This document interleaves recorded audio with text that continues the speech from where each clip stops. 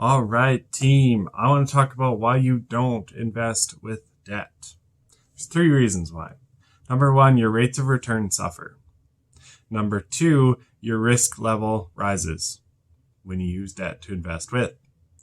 Number 3, what you focus on, you win at. You can't serve 2 masters at once. So, let's talk about rates of return suffering. The thing with this is that when you use leveraged money, you don't get as good of return because you're paying interest somewhere than you would if you're completely debt free. So let's say, for instance, that you borrow from your mortgage, which is probably the cheapest way to borrow money, cheapest way I've seen. And let's say it's 3%. Now you put that money into the stock market, whatever you have available. And let's say you're making 8%, which isn't the greatest return, but it's not the worst return either. It's kind of in the middle. Let's say you make 8% on that money.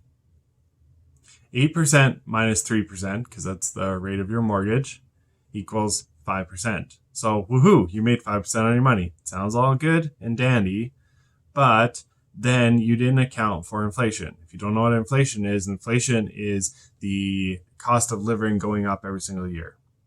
The average cost of living increase is about 3%. So you have to minus 3 from 5 or 5 from 3, and you get 2%. So you just made 2% of your money. At the end of the day, that's a really terrible return. It's a really bad return. Plus, you have no idea all the other fees you have or whatever else, but at the end of the day, 2% is just not a good return. And the reason why it's not a good return is because your risk level rises with debt, which is our second point. Your risk level rises with debt, with using debt. So if you are leveraging yourself and you're using leverage money to do anything with, people don't account for the fact that your risk level rises when you do this. They just talk about how much they have in returns. They talk about how much they made. They talk about all this. But what they don't tell you is that, like, whenever you use leverage money, your risk goes up. It's true.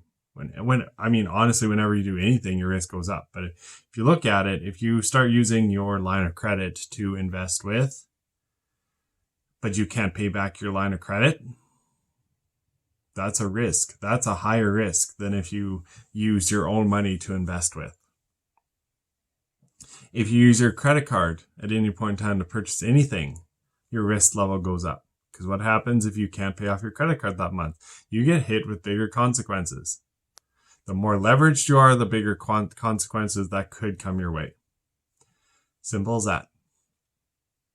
So your risk level rises with that. Third thing, what you focus on, you win at. You can't serve 2 masters at once. It's impossible. You'll love one, you'll hate the other. You'll focus on one, you'll neglect the other. Simple. Simple as that. So when you're thinking about investing while you're still in debt, what you're basically doing is you're doing a half-mass approach for both of them. So you're saying, okay, well, I want to keep investing, but I want to get out of debt. Did you know that you could get out of debt more than 50% quicker if you were just to focus on getting out of debt first and just leave investing aside? Because guess what? What you focus on, you win at.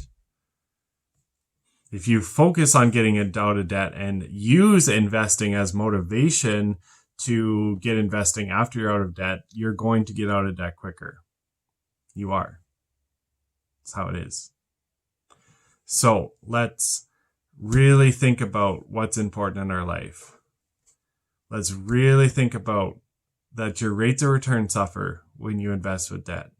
Your risk level rises when you invest with debt. And you won't win as quickly if you split your focus between debt and between investing, or between any 2 things that you want to do. What you focus on, you win at. I'm cheering for you all. Keep going, keep winning. I hope this helps someone. Bye.